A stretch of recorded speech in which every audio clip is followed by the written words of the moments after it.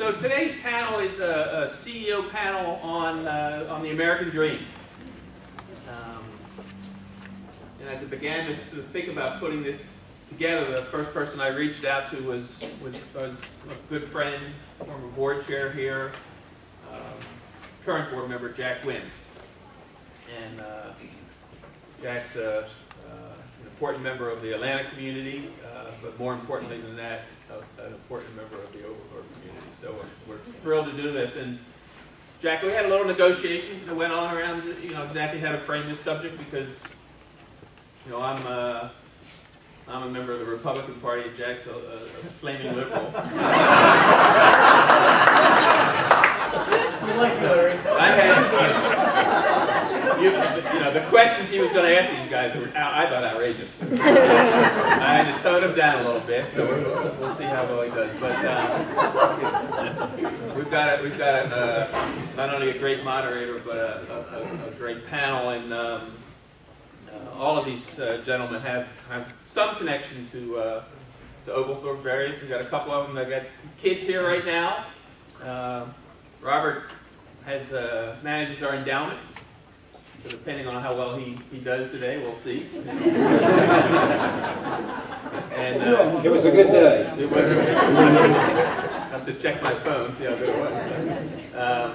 And John Wieland here with his wife Sue are dear friends of ours. So enjoy. Jack. Thank you, Larry. Let me add my welcome to everybody. It's been a real treasure to be part of Oglethorpe, and thank you all for your support. Thank the panelists in advance, but I hope it's going to be a fascinating discussion. We got a great topic, and I'd like us just to dive right straight into it. Let me say that having sat there so many times, I am just delighted to be able to ask the questions. So I hope they're not going to turn them on me. I think, not to provide too much structure, but just to frame the discussion just a little bit, let me suggest at least one list of things that might be on the typical American's dream. First of all, I would think a secure, decent paying job would be on that list. A house, doesn't have to be the house with a picket fence in the suburbs like it used to be, but a house, I would guess, is part of the American dream. Access to credit. We still, as Americans, want to have it and have it now, and so things that my dad would think would be absurd to borrow money for, people expect to be able to borrow money. I think most Americans would like to not have to worry about health care and retirement, that somehow they're just going to take care of themselves, and so I think that'd be on their wish list. And finally, I think most Americans would hope that they're able to save and invest so that they can afford their college education for their kids, live well in retirement. And we thought we'd structure the session with a few general questions, but since we've got people with expertise in each of those different areas, at least I'm going to try to direct some questions specifically to each of them about the areas they know the most about. So, having said that, let's start with jobs, first of all.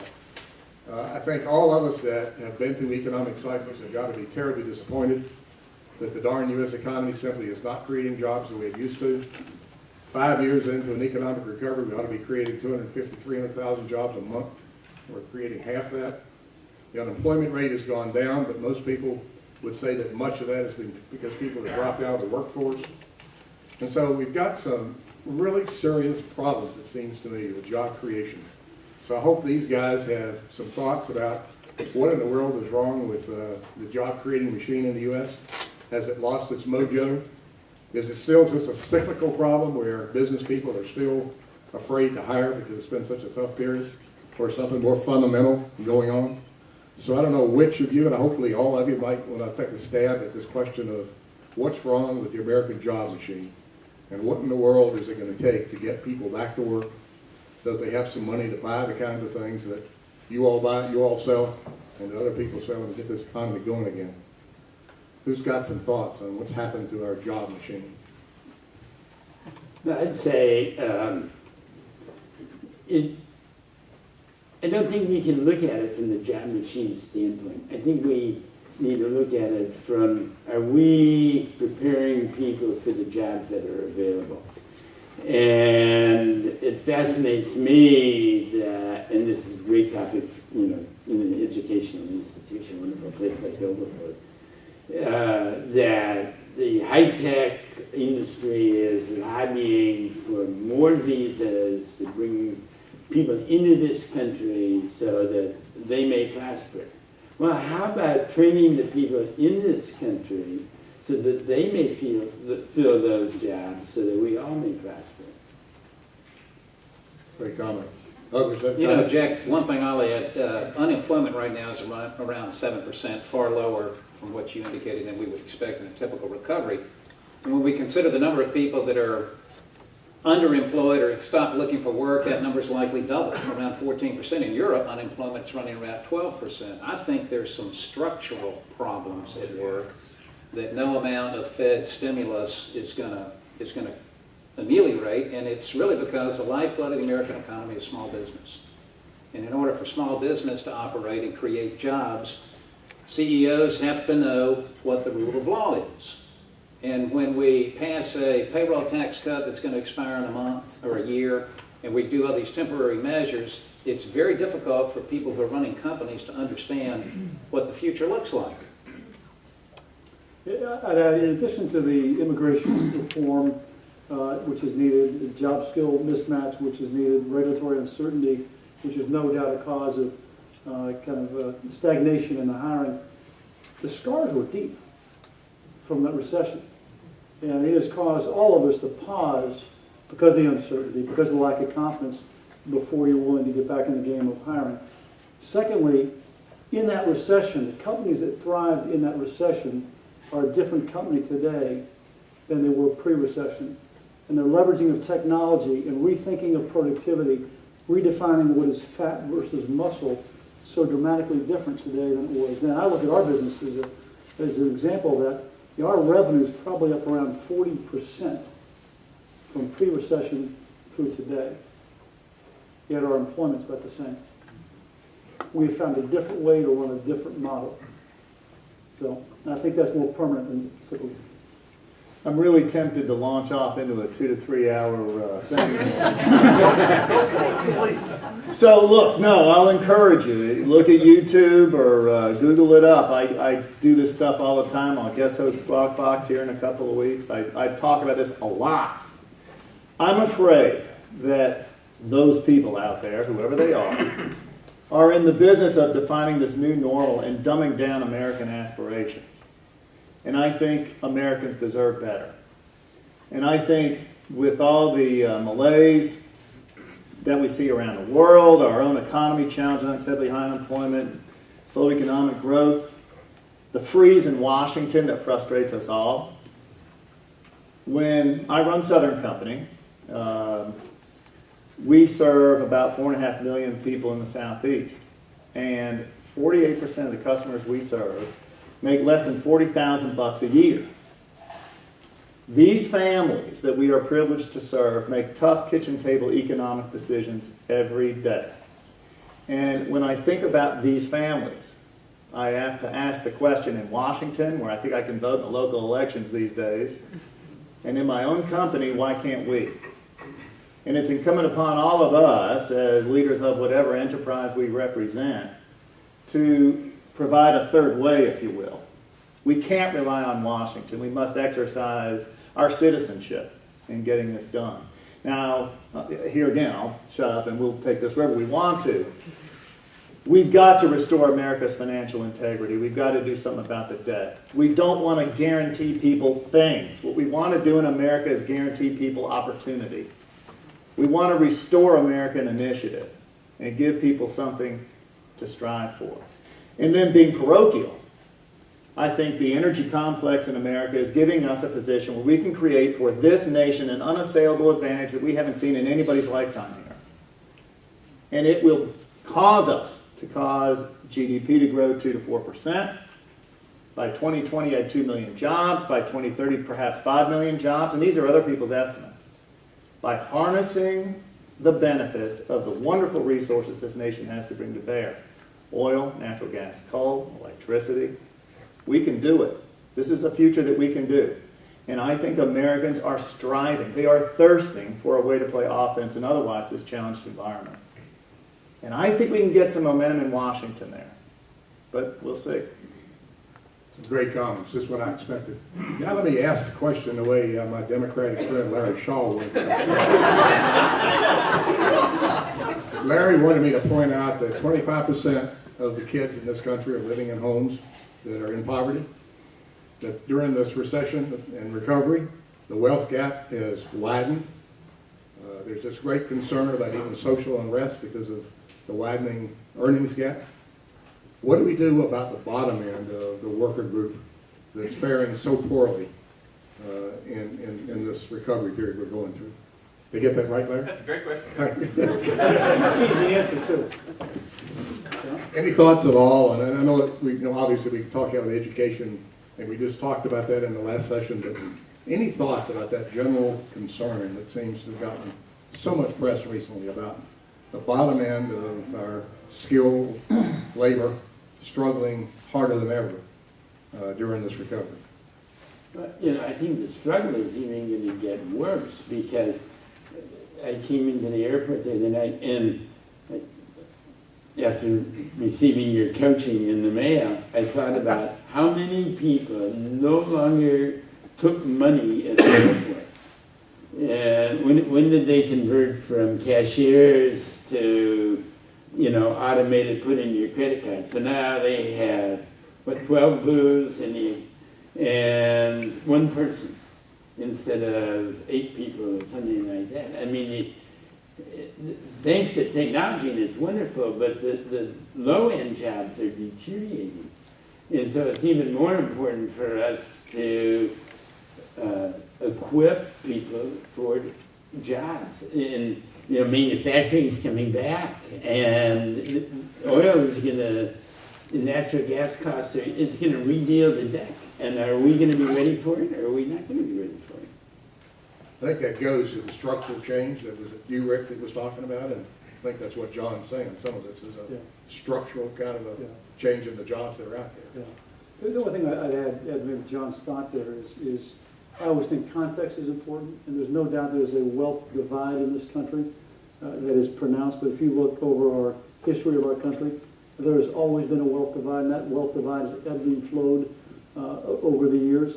It's also important, another context, doesn't make it right or wrong, is to put the wealth gap into context with other countries. We travel the world in our business, we're in 19 countries, and you look at the wealth divide that exists in Central America, South America, Asia, and even some of the European countries, it is much more pronounced than you have here. So I think the only solution is a long-term structural solution, which gets back to education. When you've got the dropout rate we have in high schools, when you got the level of college education, which I think is around less than 30% of the population, there has to be a fundamental shift towards vocational education to build skill sets for those who are not going to get college jobs. I tell you something else. We got to break free of the bonds of getting people to depend upon the government to provide their lives for them. No doubt. So Robert's in favor of the wealth divide. There's nothing positive for the wealth divide. As Tom is saying that, as you're saying that, I'm reminded that Alexis de Tocqueville was the one that said the essential problem with democracy as a form of government is eventually those who have nothing vote people to power who give them everything. Exactly. And when 50% of the people in the country don't pay taxes, and we have an entitlement mentality, it's hard to it's hard to deal with right now. But the common theme, I think, of what we're talking about is the productivity gains that have come as a result of changes in technology. And even though the bright spots clearly in the American economy are the prospects of being energy independent, as Thomas talked about, bringing manufacturing back on shore, we have to really understand also that everything that the Federal Reserve is doing right now in terms of the $85 billion a month bond purchases, the quantitative easing, is creating asset inflation, and it is further widening the wealth gap. All of this liquidity that's gone into the stock market is simply widening the gap between the haves and have-nots. I knew I was going to get this back. Well, wait. Hang on. Let me just push back against that. I'll be vice chair, or what do they call it, deputy chair of the Fed, I guess in January. Had a Fed meeting today. Be there next week for a board meeting up there in Washington. It is very clear that if once we even talk about tapering QE, then the market reacts adversely. There is a very fair question out there Value is a function of risk and return, and by pumping up the nation's balance sheets with all the quantitative easing that we have done, we have created a risk position that may, in its unwinding, create a problem bigger than the benefits we're generating in economic growth. Okay, but not absolutely. I think you've got to figure out a way. No, you've got to figure out a way in which to break through the logjam. I think the Fed has been in a very tough position because the only people supporting the economy since the downturn has been monetary policy. Fiscal policy, Congress has failed us. And there's a great poker game to play. Let's have the Fed pull all the supports out of the economy right now. And that would satisfy a lot of people. But it would cause us to go crashing back into a recession. We're in a very tough spot. Well, don't misunderstand my comment that I think QE is bad. I think it's been the third engine on that airplane that's kept us going, because the shadow banking system is far below lending capacity. The commercial and traditional banking system is far below capacity. If the Fed hadn't stepped in, we'd be in a world of hurt. The problem is when we continue to debase currency by printing money, there are long-term consequences. And you're exactly right. The structural problem is dealing with fiscal policy, because until we get the entitlement spending under control, the Fed's hands are tied. Entitlement spending and every other kind of spending. Good heavens. I mean, this is not a Democrat issue, Republican issue. This is an American issue. You've got to reduce the cost of government. This is just gunk in the engines of commerce is what we have right now. Now, whether you think you want to increase taxes or not, you've got to reshape them. So comprehensive tax reform is something I talk about all the Particularly time. on the corporate front. Corporate and individual. There is, it's not even loopholes, man. It's sending so many false signals in the economy right now. People make stupid decisions based on the tax code, as inscrutable as it may be. We got to fix that stuff. I'd love to spend the rest of the hour talking about this. I'm attempting to wade in on my own views, but we may come back to it a little bit. Let's switch gears. I want to go to the housing piece of the American dream. Can't think of anybody better than John Wieland. He's been in the business for 50 years, been at the forefront of some of the great thinking about what people want in the way of a house. John, when I was coming along 50 years ago, just starting out, people were telling me to save like crazy, buy the biggest house I could possibly buy. It'd be the biggest and best investment I would ever make.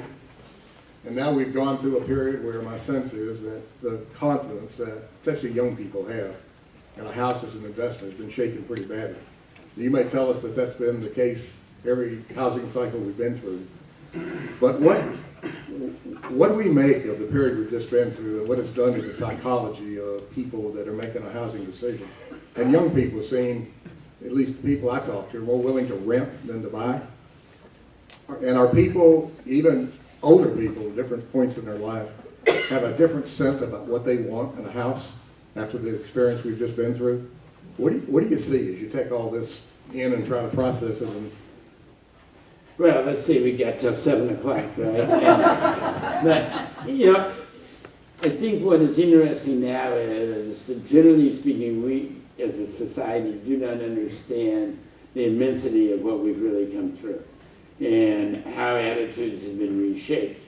And one of the things that own personal philosophy, even if I make my living from building houses, is that a lot of people in America, they should not own a home. They should rent.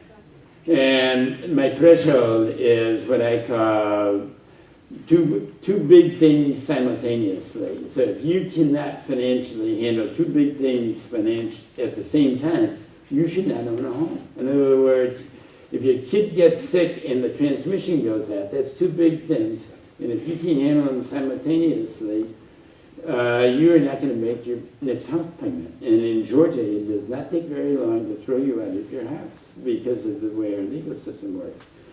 And I think that's why you see a home building industry that has just started to recover, in a rental housing industry that is flourishing. And people have all of a sudden realized, oh my gosh, you know, this isn't this big wealth-creating machine, you know, when I buy a house. And, you know, two other quick things. One is simply the fact that in the past, People could buy a house, it didn't turn out to be the right house, schools weren't so good, you know, I don't like the neighbors, or what, you know, and they could sell it and make a little money or come out even after the real estate commission and buy another house. And that's no longer true. And so now buyers have this big checklist. The schools have to be good, the job has to be close, you know, Target needs to be fairly close. And so what you have is you have this very narrow band where people, a geographic band where people are willing to buy that meets the checklist. And then you have huge portions of the Atlanta region. Atlanta is so unusual because you can build in a 360 degrees arc around Atlanta. And, you know, I mean, there are neighborhoods that were abandoned 5 years ago, and the answer is grow corn. That they will never be back. And it's just, you know, because the schools are terrible and they're far out. And there is a lot of better space in between. And then the other big thing that's happening, which I think is absolutely wonderful, and that is urban is in. And many of us drove by town Brookhaven on the way up here, and you know, I have friends right around the corner building townhomes at very fancy prices. And they asked them, I asked them what the architecture was, and they said the architecture was Oglethorpe light.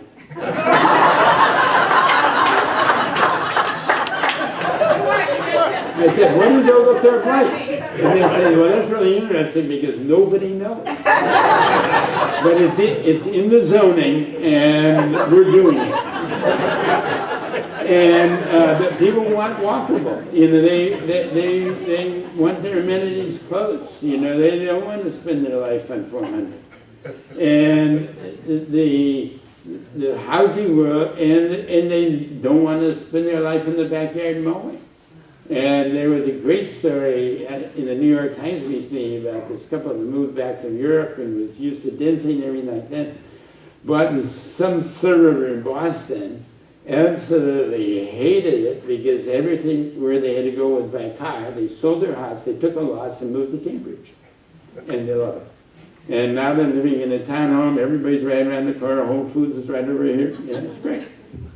Jack, let me add one thing to the housing cycle. I think from the perspective, when we look at housing, if you look at the three most troubled economies in the world in the middle of the recession, they were the US, UK, and Spain. They all had one thing in common. They had artificially inflated home ownership levels.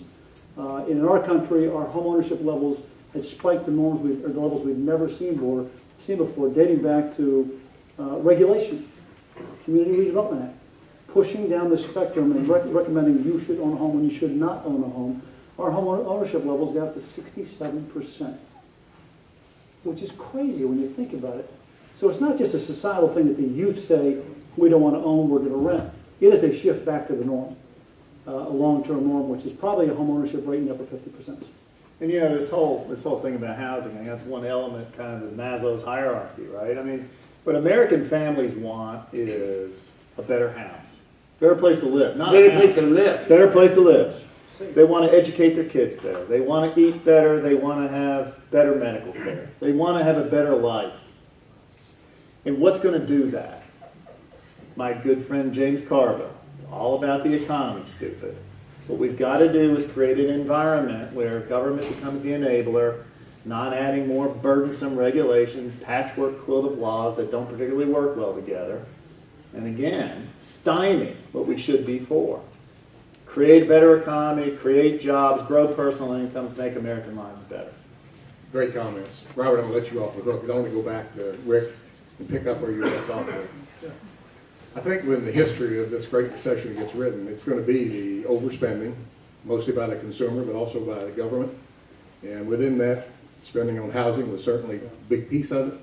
But I think many people wanted it all. They wanted it now. Your firm, Equifax, probably sits on as much data as the CIA has collected from all of us recently. And so my question to you is, what's your sense about how much the typical U.S. family has adjusted from the gross overspending that they had done and the debt they had themselves in? Where Where is the American consumer today after having been through 4 or 5 years of pretty sobering, Yeah. deleveraging, as the economists call it? Jack, I'd say they're better off today on multiple dimensions than they were just a few years ago. As you just mentioned, they have deleveraged dramatically. Some of the deleveraging has been good, i.e. I spend less.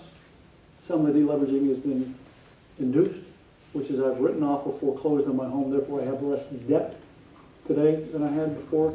But the combination of the two has put the U.S. consumer in a far better place today than they were just a few years ago. There are some concerning areas, though, that you look at. Auto lending has soared in the past few years. It is the one lending instrument that has gone down market to the subprime faster than any other instrument we have out there today. So those behaviors are reverting back to the pre-recessionary areas. Secondly, student debt. Student loan debt hit $1 trillion. It's backed off to about $885 billion now, but still an enormous burden. Take those two things aside, mortgages down still about 25% as far as total indebtedness across the United States versus pre-recession. And credit card debt is about the same level it was pre-recession environment. I'd say what you're getting is a more conservative borrower today than we've had in the past.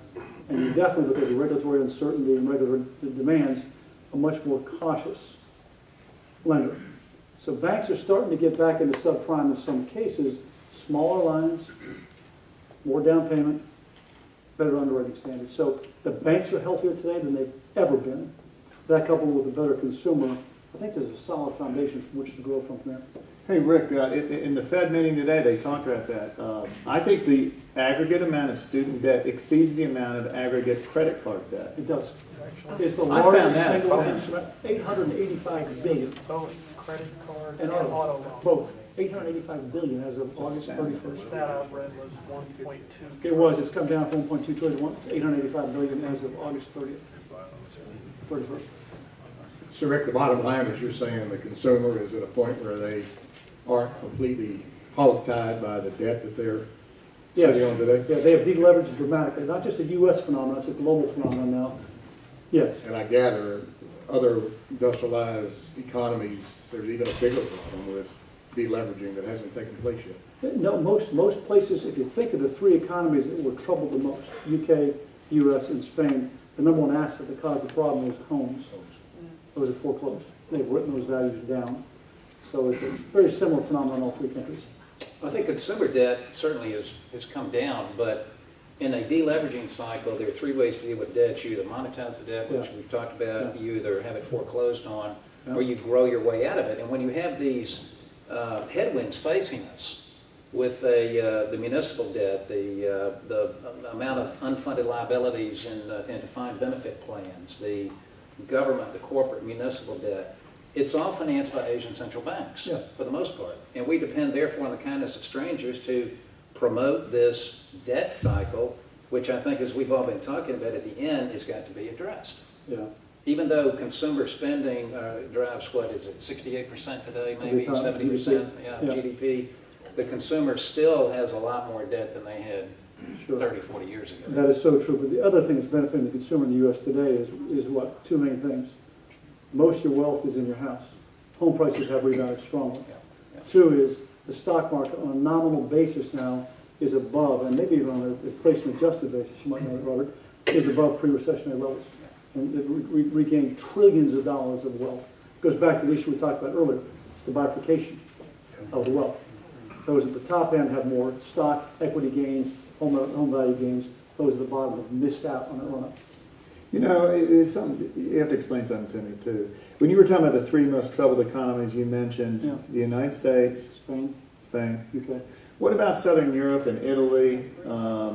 There's Ireland, the pigs, right? Cyprus. So look, another way, inflate your way out of it, grow your way out of it. If the GDP growth, what you always look at is the national balance sheet, right? What's the percent of national debt as a percent of GDP or GDP growth or something like that? What's your ability to sustain that? The United States is in much better shape.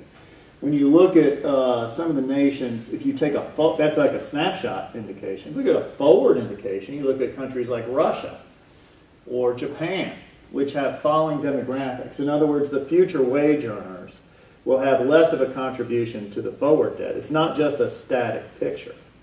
So, I know I sound like a broken record. What we got to do is figure out a way to restart growth. Otherwise, all you're going to do, they're either going to default on their debt and write it down, That's right. or they're going to inflate their way out of it. You know, we've got to find a way to get the economy going again and get all this gunk out of the way. Let me be clear on the Spain, UK, US. The big countries, Portugal, Italy, Spain, Greece. I mentioned Spain as one of those. You put Portugal, Greece, and Italy together, they make up the GDP maybe of Rhode Island. So I was referring to. So you're a large, big country. Correct. Well, but don't even just. Maybe upstate New York. But when you hear about this, take into account it's not just a snapshot, it's a time series data issue. And look at the demographics of the different countries around the world, and those that aren't growing, largely because of they don't have the economic units, people, sports fans, that are going to carry the economy forward. That's why immigration reform is so important to America right now. Well, we haven't even talked about China, where the entire economy has been an export-driven economy Now they're now, important. trying to focus on Consumption. consumption. How do you figure out what China's doing anyway? I think their whole financial system completely obfuscates reality. And they have civil strife between the coastlines and the inner part of the country. Fascinating. I think it is built-in instability. I think John should go to China and build homes. But don't worry about getting paid. I know a bunch of architects that are working in China. We tried to get No, I want to put in a good word for home debt. And no, I'm all in favor of it. And, Should the interest but rate you be deductible? know, well, you know, one of the problems we have in America, we tend to overcorrect. It seems like, you know, in the Bush era, we thought everybody really needed to own a home, and I think the home ownership rate got to like 78, and of course now it's.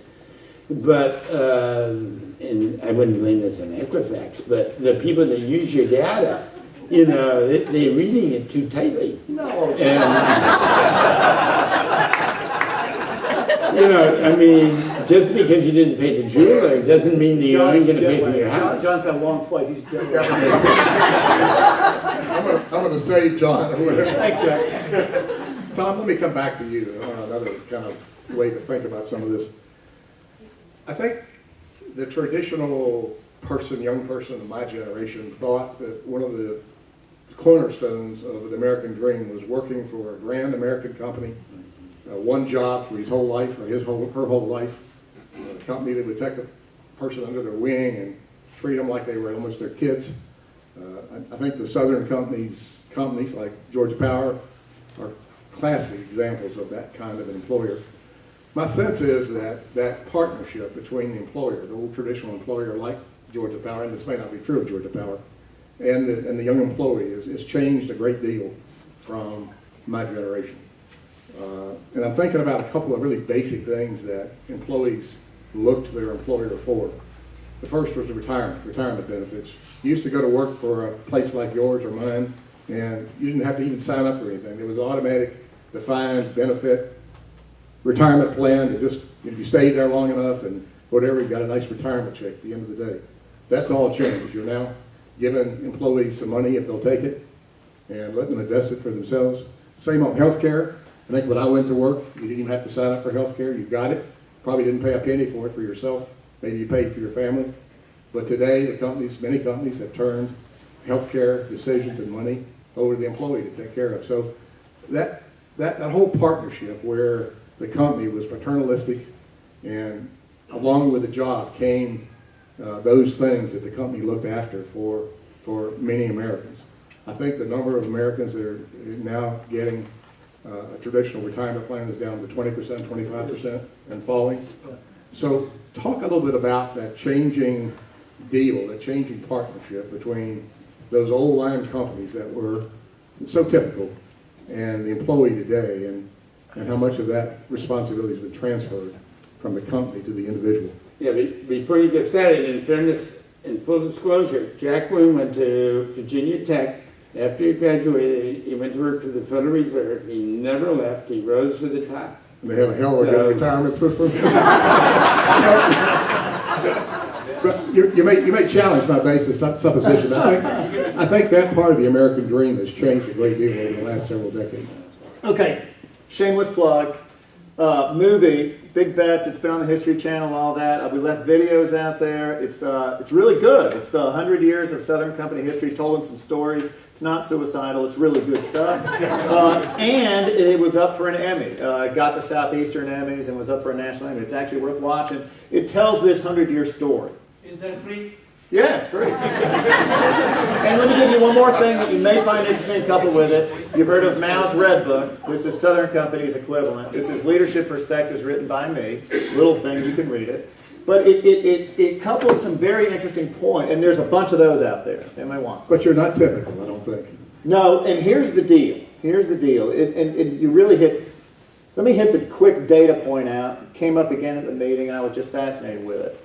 The Affordable Care Act of America is causing an enormous shift in employment so that if you work over 30 hours, you've got to provide some sort of, they're pushing, companies in America are pushing so many people to part-time labor, 29 hours or less, that they will have to go find their own insurance, generally through these exchanges, which are having a terrible challenge right now.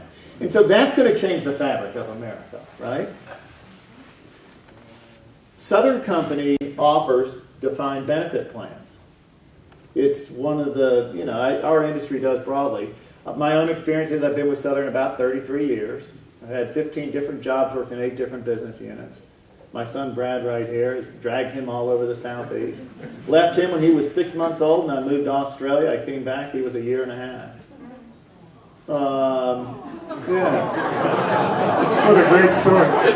Stand up and let everybody see. He's a student here, by the way. Huh? Yeah. So here's the deal. Why do we continue to do that? Warren Jobe here, former CFO at Georgia Power. We deeply value, 26,000 employees, we deeply value technical talent. We're a $40 billion round numbers market cap company. We have complex assets with 60-year economic lives that make, move, and sell, and ultimately so you can consume in the best way possible, electricity. So technical talent, deep experience, people that revere the service to customers and define that by providing the best reliability, the lowest prices with the best customer service, that matters to us. And the people that work well at Southern do so not because they're going to get wildly wealthy. I came to Southern thinking I was going to work there 3 years and then go do investment banking. And one reason or another I stayed. You don't come to a company like ours thinking you're going to get wildly wealthy. I've been so blessed, it's unbelievable. But I'm so not typical. And I think the people that do well, we attract with a package of things, benefits and a variety of other things that supplement lower than market income that will cause them to stay with us. It is enormously to our advantage not to have a whole lot of turnover. Another statistic, something like, and I want to say this is 40 years ago, the S&P 500 had been around something like 65 years. That was the age of their company. And I think the current S&P 500 has only been around on the average 19 years. In other words, the marketplace is really changing. And perhaps mine will too one day. If you ever combine renewables with some sort of breakthrough battery technology that could change, in fact, the model in which we've been based, maybe it all changes. But I think it really depends on what do you need out of your employee base? How flexible is it? What do those employees want? And where can they get it from somewhere else? It's a fascinating question. But now make yourself, if you can, talk about the 80% of the employees that work for a different kind of company, that have been given their retirement money to invest for themselves. They've been given some money to go buy their own health care. And I still would suggest that there has been a sea change in terms of the amount of that that's now going on. Jack, we've done that. We've done that. Have you changed? We have recently changed, and we are more the norm, as you stated earlier, going to your self-directed plan versus a defined benefits plan. That's here to stay, and it's not going back. The obligation of the employer, in my opinion, is to ensure we give the employees the tools, the education, and the understanding, and the vehicles to invest in themselves to make the best decision for they and their family. It is not demonizing the change. It is being corporate leaders and responsible leaders make sure that they understand what they're doing, why they're doing it. And that's not where I was going. I didn't mean to demonize No, corporate America. and I wouldn't either. What's your employee churn rate? What's the turnover in a year? What What percent? part of the world? I don't know, United States. 7%. 7. We're about 3.5. It really, we lose a ton of money when somebody experienced leaves and goes somewhere else. You are not the norm, though. I know, I The know. norm in America, society today, if you're 25 years of age working in America, unlike our generation, where you worked 33 years, I was 22 years working for Jack Welch at GE. That was part of your thought, your dream, if you will. The average, your son, how old are you? 22. 22. When you get to be 25, you'll be in this group I'm talking about. From then till you retire, you're expected to have 6 to 7 jobs with different companies. That is the norm. It's a very the partnership model of old, where the corporations were loyal to you and you were loyal to your company, is gone. And I think This that's young unfortunate. generation, I do too, but this young generation is a very transient organization looking to build broad skill base through many companies. That is the norm. Hold on. There is a model that works also. When you look at my experience, now again, I'm unusual. 33 years, 15 different jobs, 8 different business units, Same including thing to internet. So we moved around a lot. You can move around All I'm saying, within the Tom, same enterprise. Here's the we're issue. not the norm. I know it. Here's the issue. How much of a requirement, how valuable is it to have sticky employees? If you're in a call center, you'll have 20% turnover. Well, who cares? You go from this call center to that call center. If you're a computer programmer, I used to be CIO at Southern Company, one of my 15 stops. You know what CIO stands for, right? Career is over. But they're exceedingly marketable, and they can go from one place to another. It depends, I think, on where the value chain is in the company and how kind of liquid the skill set is. Yeah, all I'm saying is holistically across the U.S. economy, this transient employment is here to stay. It's not every company. It is more the norm than what maybe I saw at GE, where I was 22 years at GE, 12 different jobs. Great experience. Where you saw a Southern Company, those two are not the norm. Let me see if I can get Robert to worry out loud about the issue that I'm trying to put my finger on, and that is a bunch of employees that have never invested in their life. You used to think of investors as being the upper income people. But you've got a bunch of people in many companies, maybe not yours, that have now been given their retirement money to invest. They don't probably know a thing in the world about investing. They may not even take the money. Most young people don't even think about retirement until they're 40 or 50 or whatever. So my question, Robert, to you is, what sense do you have about how well Americans, especially in this new world, are saving for retirement or other things that they need to invest their money in? And what's their capability to manage a portfolio that's got to support them in their retirement years? I think there's just an enormous lack of financial literacy. I think we don't teach it in schools, the on-the-job training, the 401k enrollment sessions. Most people will spend more time planning their vacation than they figure out how to allocate the assets in their retirement plan or how to save. They don't understand concepts like compound interest or risk. I mean, you look at everybody talks about what a great investor Warren Buffett is, and he is. But he doesn't win. He doesn't have great performance by winning. He has great performance by not losing. Charlie Ellis wrote The Loser's Game years ago, where he describes amateur tennis as a game where the outcome is decided not by who wins, but by who makes the fewest mistakes. If Rick and I are playing tennis, all I have to do is get the ball back across the net and rely on my opponent to make the mistake. You've seen my game. And the reason that most investors don't do as well as markets, behavioral psychology, we all think we're smart. That's why casinos exist. We all think we're safer driving our car than we are flying in an airplane. But statistically speaking, we're more likely to be safer in an airplane. So when you look at the sad evidence, and Dalbar just released a study recently, they update this every couple of years, looking at how the average mutual fund does versus how the average investor does. And the data is just damning.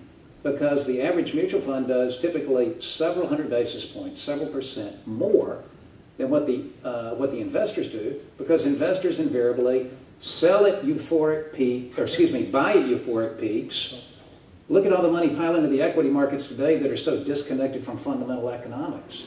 And they stare at the edge of the abyss in January of 2009 when stocks are on sale and worry that the world is coming to an end and liquidate their portfolio. And I have a real concern about asking people whose primary job is not managing money to look after their retirement funds and select the right options. If you can convince them to go into asset allocation funds or life cycle funds, target date maturity funds, but invariably they want the hot dot.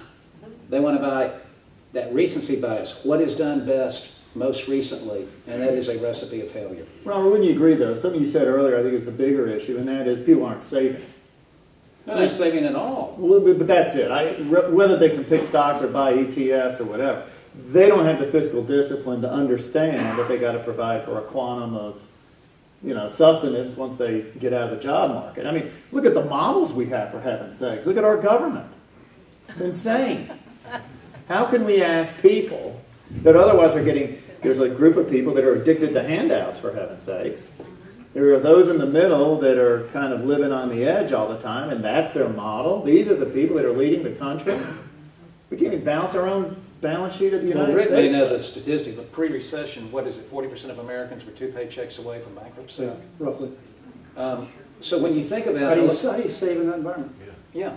And we can't count on Social Security to provide in our golden years. I mean, if whatever benefits we get are de minimis compared to what we put into it. So I think moving away from this beneficent paternalistic corporation with a defined benefit plan towards we're going to do everything in a defined contribution and we're going to give you the keys to the car and you go drive is very troubling.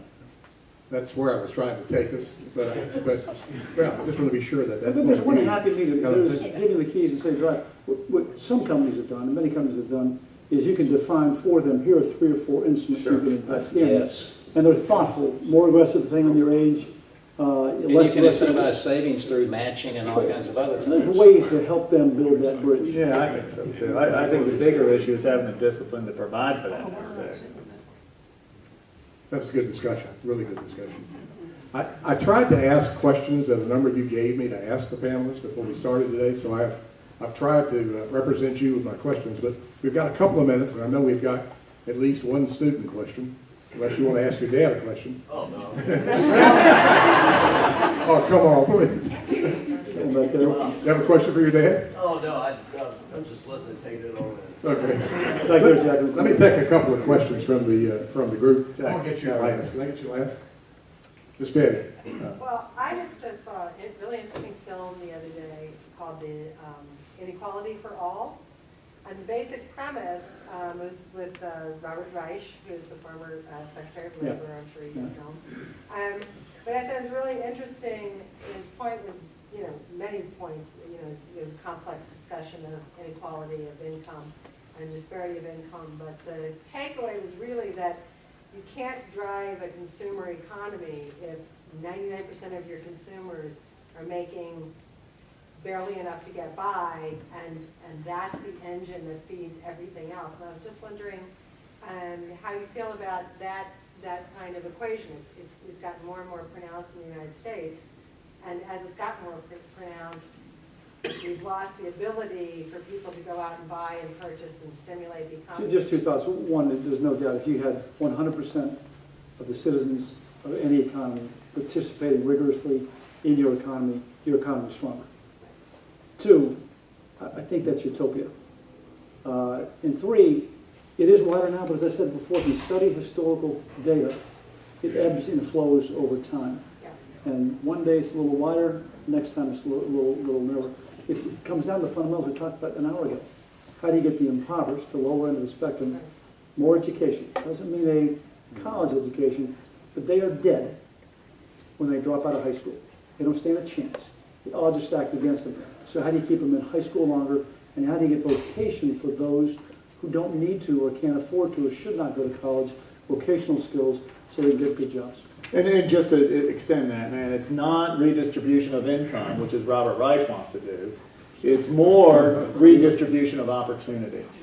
If we can give those folks a way to succeed, that's what America's all about. At least we know that Larry and Betty's politics is the same now. Question up front. Yes. I'd like to get your view on currency, and I won't bring you into this. Thank you for that. I'm not going to bring you, because you're going to be in this.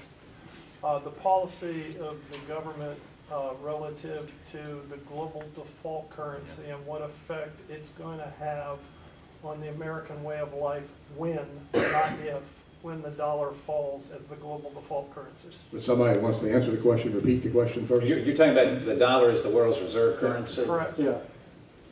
Well, right now, we're still the tallest midget. I understand that. What currency would you rather have? Yeah, What currency would you rather have? I don't think we're going to move to Bitcoin. I'm not suggesting the solution. What I'm interested is gaining your perspective on what the rest of the world is actually doing that's producing and creating real wealth, and how the Chinese in particular, how much longer they're going to sit back and take our paper that's worthless and keep increasing their risk. And at what point are they going to demand more than 2.6% to lend us money for 10 years? Correct. Doesn't it come down to alternatives? fellas, there's a free market. They wouldn't take it if it wasn't Wouldn't worth be the it. best option. There is no better economy than the United States, and especially if you look forward. Hands down, I would rather have our cards than I would China's. agree with that if we capitalize on the energy renaissance that exists in this country, but we seem to be in denial that we Yes. just became the largest energy producing country in the world 2 weeks ago. Well, wait a minute. We still consume a lot. I understand that. By 2020, we can become the net energy exporter, and by 2030, the biggest energy exporter in the world, displacing the Middle East. What I tend to get a lot of traction with is energy security breeds national security. Why are we in the Middle East? Breeds economic security. A future we haven't seen for decades. Wasn't it Admiral McMullen that said the greatest threat to the U.S. Defense was our debt? Yeah. Yeah, look, people get fixated on China, for heaven's sakes. I swear they've got more structural problems than we do. By far. Let me go to a last question. We had a student question. I promised that Manuel could have the very last question of the Get day. an answer, but we'll Manuel, are you ready to pose your question to the... Yes, so this is more for the Oglethorpe students, but with the lack of financial literacy, tainted fiscal policy, so to recover housing markets, the new norms of holding multiple jobs, lack of entrepreneurial spirit, and rising cost of education, how do I react to the broad generalization that my generation will be worse off than our parents and ultimately have a harder time attaining the American dream? Did our guest hear the question? Essentially, is Emmanuel's generation going to fare less well than those of us of the previous generation? Let me ask each panelist in turn to take that question and add any last comment you want to make on the general subject we've been discussing. So use this as your last 2-minute wrap-up in addition to responding to his specific question. Who wants to go first? You want to go first, John? Yeah. Well, I'm glad I'm in this generation. Because I think, unfortunately, it could well be that your generation is not going to fare nearly as well as us old folks. And I hope that's not the case. It doesn't have to be the case, but we need more statesmanship and more sense as a nation that everybody must prosper together if we're really going to prosper. I wish I could disagree with Jack. I don't. I think history looks back and sees the framers of the Constitution and the World War II, the Tom Brokaw greatest generation, as the two generations that were great. Unfortunately, I'm a baby boomer, and we've sucked things dry. It's entitlement spending. It started with the 60s, the social spending programs, prosecuting the war in Vietnam, everything that's been built on this debt cycle. And I'm very troubled about the future. I'm not suggesting it's not irreparable, that we can't turn things around. But the way we're headed today, with the amount of debt and the growing deficits and the lack of political statesmanship, to use John's term to be able to really focus on this and address it. Until we do that, we're on a sustainable path, and your generation will not be as well off as your parents. I saw Rick shaking his head. Yeah, so I'm- what's your name, young man? What's your name? Emmanuel. Emmanuel. He'd like to offer you a job. That's what kids should go with Southern California. Great benefits too. Great benefits. He's gonna electronically check your credit right now. I'm an optimist. I'm an optimist. There is no doubt we have fundamental flaws in our politics now, in our economy now, but I'm an optimist. We'll get through that. There's no greater country in the world in which to live, to innovate, and create new jobs than America. None. Like many of these guys, I travel the world every year, routinely. I just got back from a trip to Silicon Valley. I was comparing my visit to Silicon Valley and the success these young entrepreneurs are having there to what my parents and grandparents must have thought about when they had to create success and wealth for them. You think back in that day, if you wanted to build a business, back then 50, 60, 70 years ago, you largely had to build something that produced a product. Capital intensive. You needed a plant, a factory of some sort to build this output that you could eventually sell. I'm in Silicon Valley, I'm seeing these young 25-year-old kids with a college degree working in the garage, creating apps, software, creating great revenue streams for themselves with very little investment. If young people like you, Emmanuel, in my opinion, are willing to get the education, if you're a student here, you can check that box. 2, you're willing to get the skill set you need to succeed, whatever dream you have. 3, you're willing to take risks. 4, you're willing to persevere. And 5, you have some luck, because it takes luck. You can fulfill your dream. And I sincerely believe that. Time to get the last word. Remember, your son's listening. Oh, listen, he's listening to me too much. Hey, look, I'm in the same boat as my friend Rick here. I started out by saying there is a whole new kind of attempt to reset the American aspiration, and I absolutely reject it. I do not believe the predicate that you laid out. I absolutely do not. And I think Brad's future is going to be better than mine. It's going to require the kind of things Rick's talking about. You know, what I tell folks is today, you've got to have this burning fire in your gut to make today better than yesterday, tomorrow better than today. You've got to have the vision and courage to take some risk, especially at this time in your life, to make it a reality.